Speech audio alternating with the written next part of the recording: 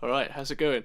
I thought that the best way to demonstrate the use of reverb in dance and trance tracks was to actually throw together a little bit of music myself and then kind of show what a difference it makes.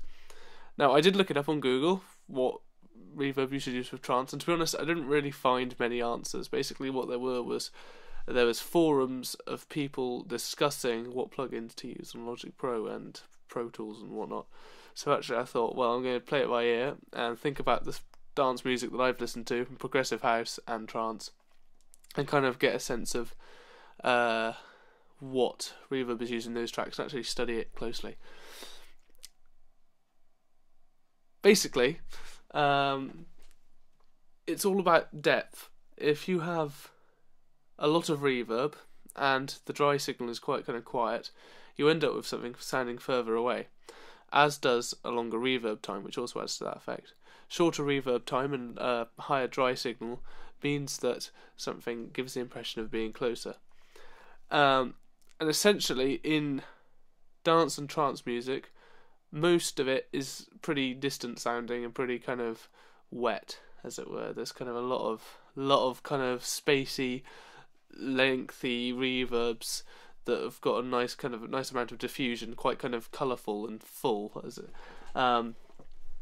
Yeah. So what I'm going to do is I've composed a quick piece of music which hasn't got any reverb at all on it. It's been EQ'd and it's been panned and it's had all its effects put on it, but it has not got any reverb apart from that one over there, which I'm just going to turn off right now. Yeah, it's all just dry signals. I'll turn that one off as well. That's definitely the only two. Actually, let me just check that track as well. No, that doesn't have any. Okay, so yeah, I'm gonna put my headphones on. Play this without any reverb.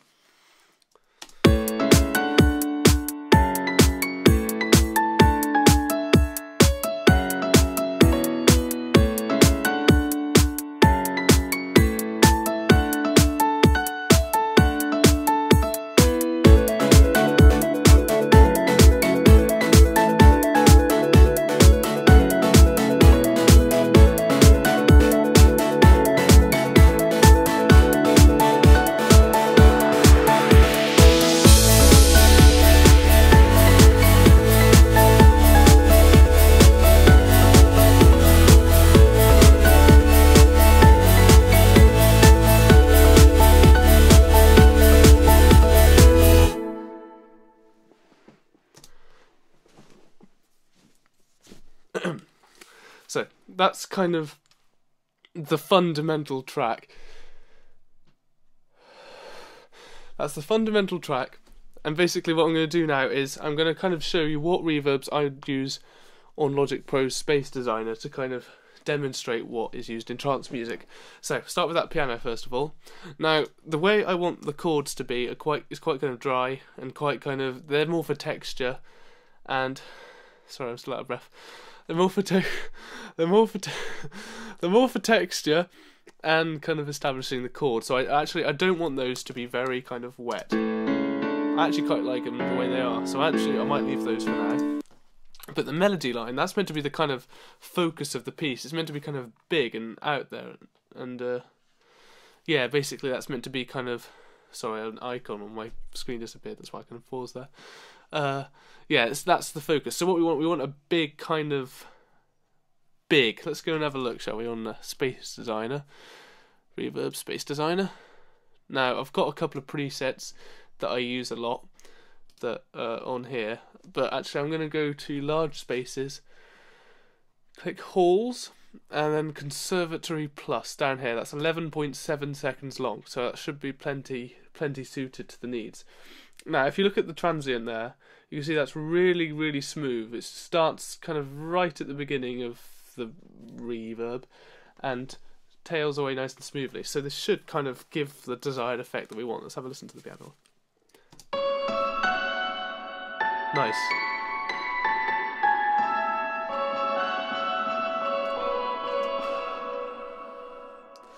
Don't know what that was about, but yeah, you can kind of hear that it's very smooth, very kind of flowing. It really kind of works with the kind of music that I want to make. So let's keep that. I'm actually kind of tempted to keep it all just all just reverb, just wet signal, because that's kind of nice. It kind of keeps the transient of the original piano sound, but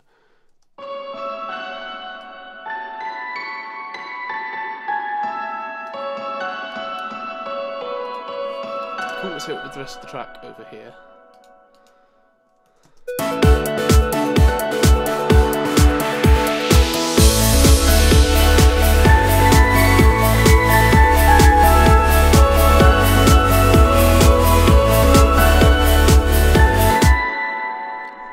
I think it's a little bit long, so actually what we do is, this is like a part kind of Logic tutorial here. I'd go over here to Decay Time, double click that. I'm actually thinking, to be honest, in any piece of music you shouldn't have a reverb that's longer than 6 seconds. Any longer than that you start getting kind of muddying and notes blurring together, which is actually kind of what's happening at the moment. So I'm actually going to replace that with 6, and then get this little box here, drag that down like that, make it nice and smooth. And these ones here, you see they all kind of control curves and stuff. That let's go to the top. That one goes down to there. So actually you can see there you go. We're still following the shape of the reverb originally, but it's now shorter. So let's have another listen.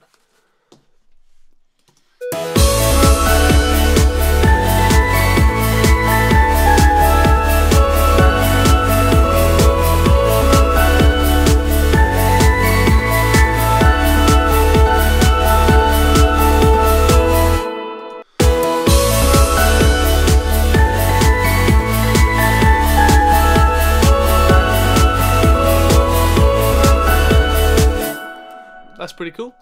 Now I've chosen that reverb. I want to be keeping it for the other stuff, because this is kind of, I think we've looked at this already, but you want to keep all the reverbs the same, which is why we usually have sends. The reason I didn't have a send for that piano, a bus, sorry, is that that would basically mean I wouldn't be able to get rid of the dry signal. I would just be able to add on reverb, if that makes any sense. As you can see, I've actually taken down the original dry signal. It's kind of a little bit more flexible this way as opposed to having a bus. So I'm going to bring up the mixer and going to move across that Space Designer to... I said ignore the left hand of the piano. Let's try the synth from the left. Now this synth is it's a very kind of quick one, so we don't want too much reverb in this. Again, it's an electronic, but because it's going quite quickly, we actually want it to feel like it's quite kind of close. That's not very good. So again, bring up the reverb, dry signal all the way up, and I'm thinking wet signal down to -10, 11.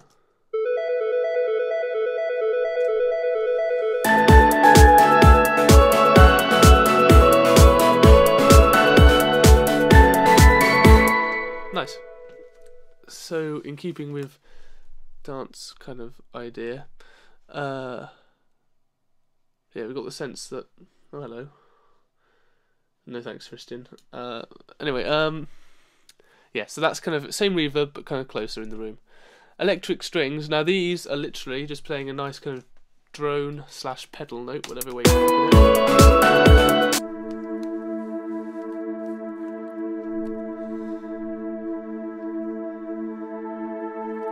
Really kind of airy, kind of floaty, like trance music is meant to be, I hope. So in order to enhance this, we're going to want a lot of wet signal again. Kind of see the kind of pattern going on here. I'm going to copy across that original one. Not make it too much louder than it already is. Keep the original dry signal. Let's just turn them both down to about there. Let's have a listen.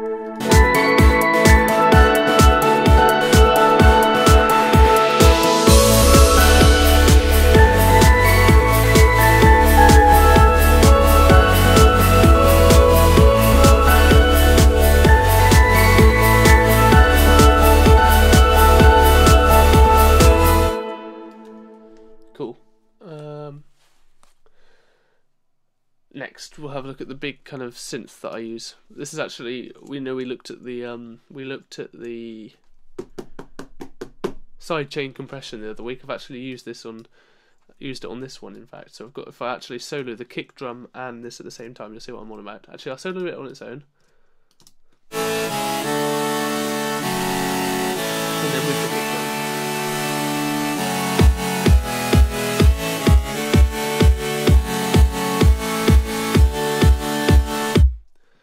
So when I saved it as a kind of preset, and it's actually got a Space Designer on there already, which is Big Plate according to this, which again fits with that, and I'll get onto that in a second.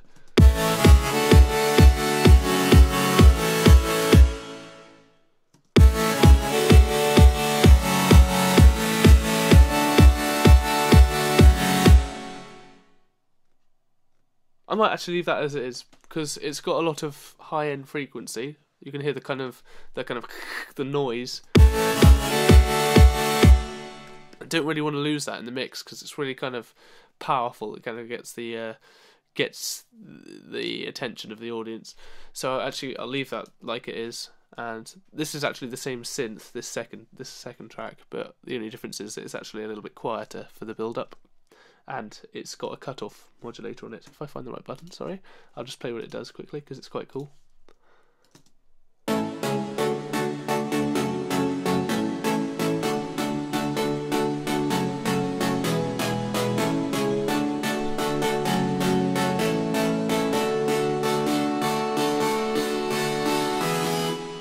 And building. Okay, next I've got the bass on my instrument. This I'm going to just completely leave alone. It's got a sidechain on it, so it works with the kick drum. Sounds like we're listening to like a party on the other side of a wall. But that doesn't need any reverb, because when you start having reverb around the bass instruments, then we end up with a lot of low-end muddiness, which we don't want. It's kind of nice to keep the bass end of things kind of clean and free from ambiguity of key. That's quite a good sentence, I think. Cool, I'm going to move on. Noise. Oh, this has already got reverb on, which I forgot about. All this does is a nice build-up thing.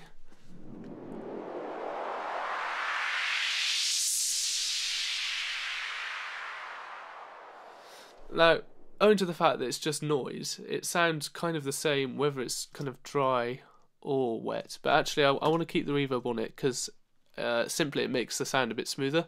You can kind of hear there's a kind of... Well, maybe you couldn't, but it sounds a little bit kind of rough around the edges of that. So if I put some Space Designer on it, this is Palace according to this one.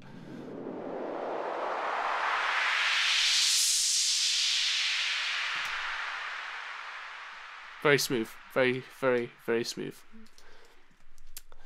Okay, percussion. This is the stuff I've actually been looking forward to. First thing I think to point out is the kick drum shouldn't have any reverb on it at all. The kick drum is so big and so loud and so powerful in the low frequency that if there's any reverb on it at all, you end up with a kind of, your headphones start kind of doing that. Well, maybe not quite as violently as that, but a lot of muddiness, like I mentioned with the bass. So we leave that alone. It sounds perfectly adequate. Dry. Oh, let me find where it drops. There we go. Basically, if you have reverb on the bass drum, sorry, the kick drum, you end up with it being a little bit slower, like the transit's a little bit kind of smoother, and you don't want that. It's because it's the kick drum, it needs to be instantaneous. Okay, so we'll leave that for that. The clap, on the other hand, it's a bit kind of... I think very often in dance and trance music, you get a 30-second intro, which is literally just...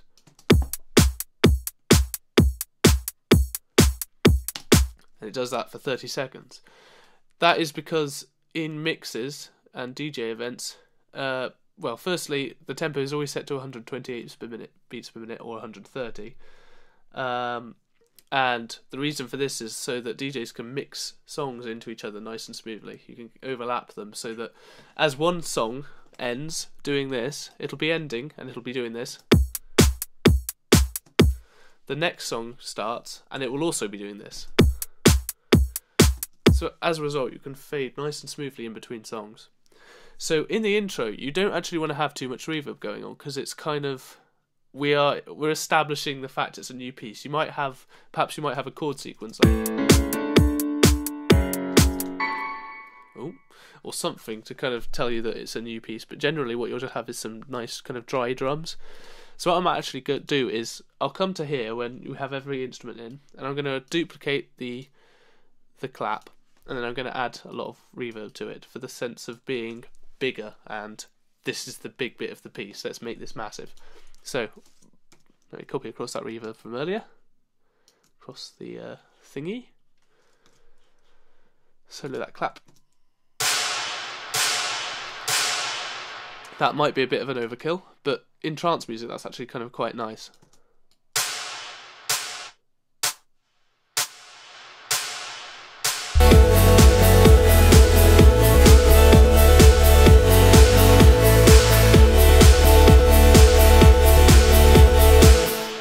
It kind of depends on what genre of music you're doing. Progressive house doesn't usually have as much reverb as that, and nor does techno and stuff. Techno is actually kind of quite dry as far as percussion is concerned, if I remember rightly. But for my piece, and for the purposes of this demonstration, that is fine. I like that. Let's leave it at that. Hi-hats. This, again, depends on the piece. At the beginning, like I said,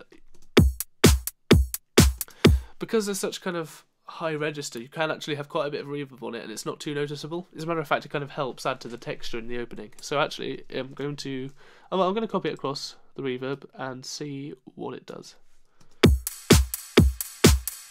Might be a bit over the top.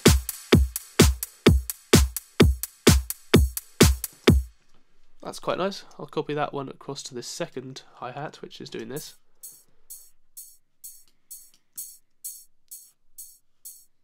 Sorry, I didn't copy it to the right one, that's why nothing happened. There we go. Might actually make this one a little bit more reverby.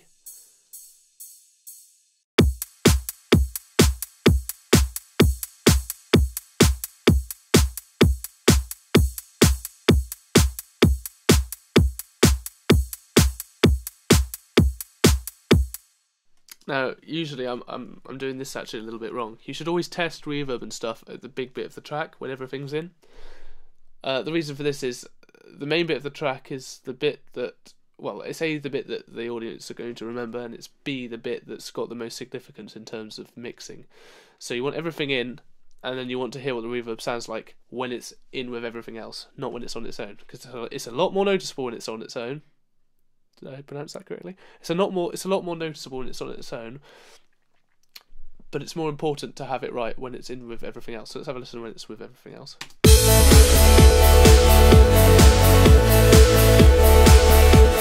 To us, you can barely hear the hi-hat itself, so actually, to be honest, that doesn't matter too much. Now, I've just completely gone against what I just said a second ago. Make sure you can hear everything, and make sure the reverb works. Anyway, I'll move on. Finally, this little hi-hat here that's going in between beats. I think we want quite a lot of reverb for this one. Not quite that much.